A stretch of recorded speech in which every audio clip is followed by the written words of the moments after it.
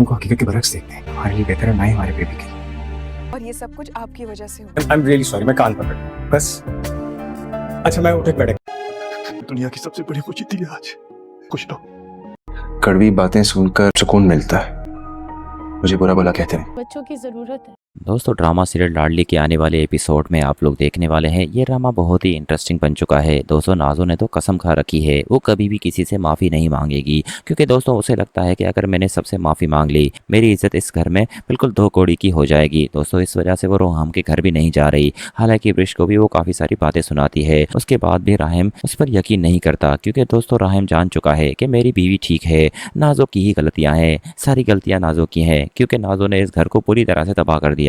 उसने सुंदर भाभी पर भी इतना बड़ा इल्ज़ाम लगाकर हमें हैरान कर दिया कि उसका परवेज भाई से चक्कर चल रहा है। हालांकि सुंदर भाभी तो ऐसी बिल्कुल नहीं है, लेकिन इब्रिश भी कहती है कि तुम्हें अपनी बहन पर यकीन है या मुझ पर। राहिम कहता है तुम कैसी बातें कर रही हो, मुझे पता है मेरी बहन गलत है, लेकिन बहुत जल्द उमर भाई की भी आंखें खुल जाएगी, क्योंकि अरसल भाई तो बहुत उमर भाई को समझाते हैं, लेकिन उसके बावजूद भी उमर भाई उसकी बात पर यकीन नहीं करते। अब तो उसकी बीवी पर बात आ चुकी है, लेकिन फिर भी उमर समझ नहीं पा रहे। यहाँ पर दोस्तों उमर को जब पता चलेगा कि ये सब नाज़ो का किया धरा था, तो दोस्तों पूरी तरह से टूट जाएगा और अपने आप को मारने की भी कोशिश करेगा, क्योंकि उसे पता है कि अब माफ़ी के लायक में बिल्कुल नहीं रहा, क्योंकि नाज़ो की बातों में आकर उसने अपनी बीवी को छोड़ दिया और उस हालत में छोड़ दिया जब वो माँ बनने वाली थी।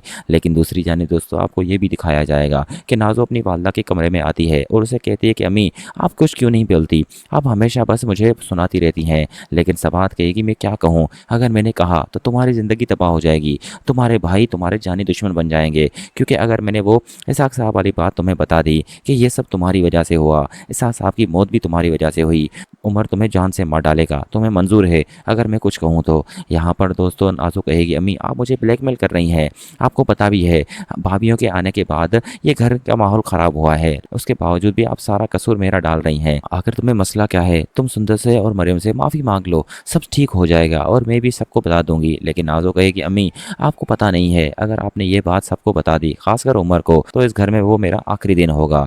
आपको पता है मैं रोहम के साथ भी नहीं रहना चाहती, रोहम भी मुझे पसंद नहीं करता, अब तो बिल्कुल ही नहीं, क्योंकि उसकी वालदा ने मेरे बारे में पता नहीं क्या कुछ कहा है, तो उस घर में जाना तो मेरा बिल्कुल अच्छा नहीं लगता। यहाँ पर दोस्तों सबात कहेगी तुम सबसे माफ़ी मांग कर अपने घर चली जाओ, सब तुम्हें माफ़ कर देंगे, क्योंकि सब तुमसे मोहब्बत करते हैं, तुम्हारी गलतियों को भी माफ़ कर देंगे। लेकिन दोस्तों नाज़ो को डर है कि उसके वालिद के बारे में अगर पता चल गया तो उमर उसे जान से मार डालेगा।